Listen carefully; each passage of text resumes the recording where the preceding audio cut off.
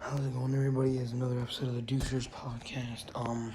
Today, as you may notice, it is a WWE edition. I thought this would be pretty cool because there's a lot of rumors speculating around The Fiend, Sister Abigail, the new Wyatt family, and then, I'll just, so first off, the first thing we're gonna talk about is Sister Abigail.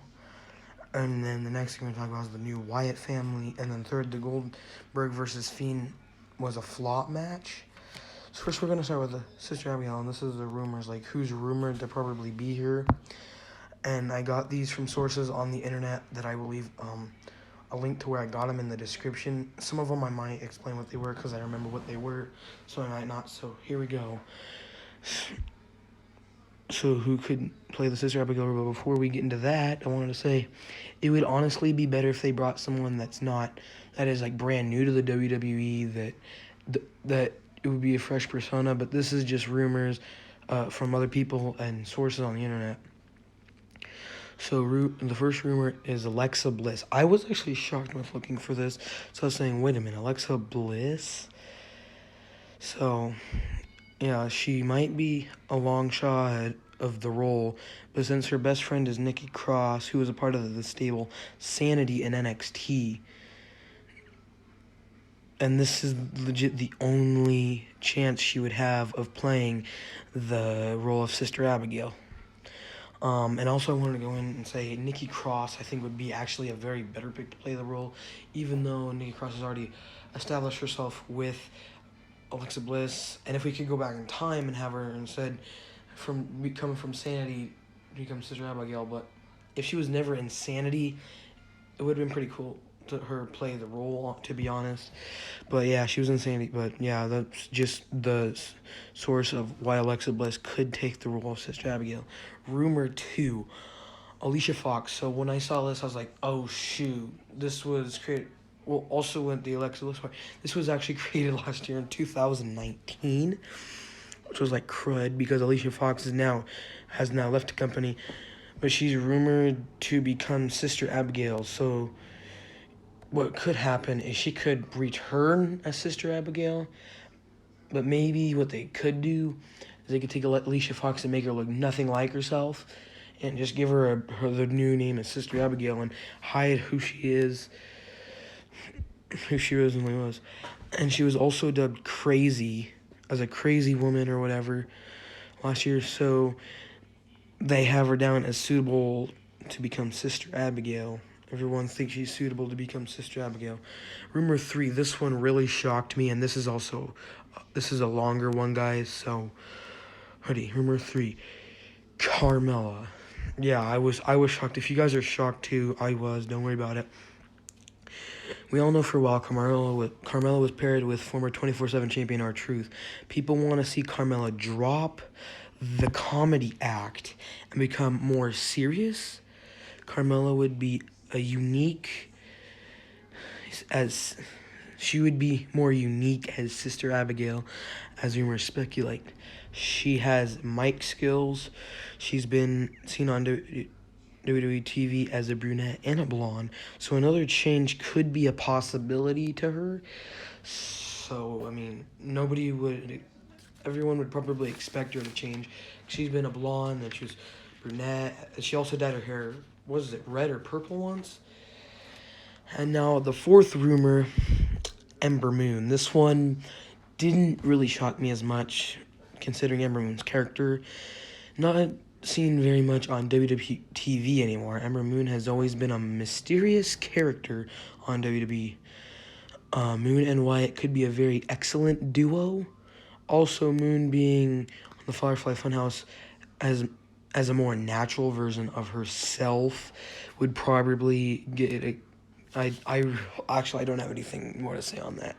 And rumor 5, the big rumor that practically everybody knows is being speculating for a long time, ever since Liv Morgan had left, took a hiatus from WWE. So here we go, Liv Morgan, the most well-known rumor, Liv Morgan, the most ideal choice, even though she's already established herself as Liv Morgan. What I honestly think is Liv Morgan could surprise everyone and say she's been Sister Abigail the whole entire time, that nobody had known it. But yeah, like everyone figured out it was Liv Morgan. I don't know. The most ideal choice as making her main roster debut with the Riot Squad. The trio terrorized the main roster and brought WWE an unpredictable nature. And I also wanted to go more in depth, saying that Sister Abigail has been close many times to being revealed on WWE television. She said WWE never got around. I guess they scrapped the Sister Abigail because the Fiend, I guess, is a lot better. And now now that we've got that out of the way, which brings to the second part of the podcast, the new Wyatt family and who would make a good role. I actually named it that, by the way, guys. So, rumors. Okay, so the Miz is the first rumor. Supposedly, he's going to try and rescue Bryan from Wyatt. So we've all seen Daniel Bryan be a part of the Wyatt family for just a short amount of time until he broke himself free. And yeah, Wyatt seemingly brainwashed Bryan. This is the story. Supposedly, Miz wants to go ahead and rescue Bryan, as I just mentioned. I have no clue why when Miz and Bryan had a little thing going on. Oh, and if you guys want to know, this all started off because Daniel Bryan and at TLC, I believe I don't know if it was TLC last year or TLC in 2018, I don't remember what it said. But at TLC, it was probably TLC 2019. TLC 2019, the Miz, not the Miz, Daniel Bryan and Bray Wyatt were supposed to have a match, but what instead happened was Daniel Bryan got brainwashed by Bray Wyatt. Yeah. Okay, but Miz will get trapped by Wyatt and become a new member of the Wyatt family. And then brings us to the next part of this rumor.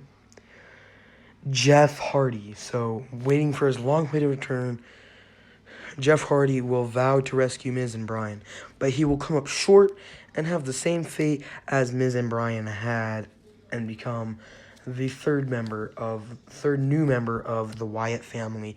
And that is all I have for the new Wyatt family. And now that brings me onto the final part, Goldberg versus Fiend flop match. I kind of wanted to talk about this because I did actually see some clips and see that Goldberg did win against Fiend.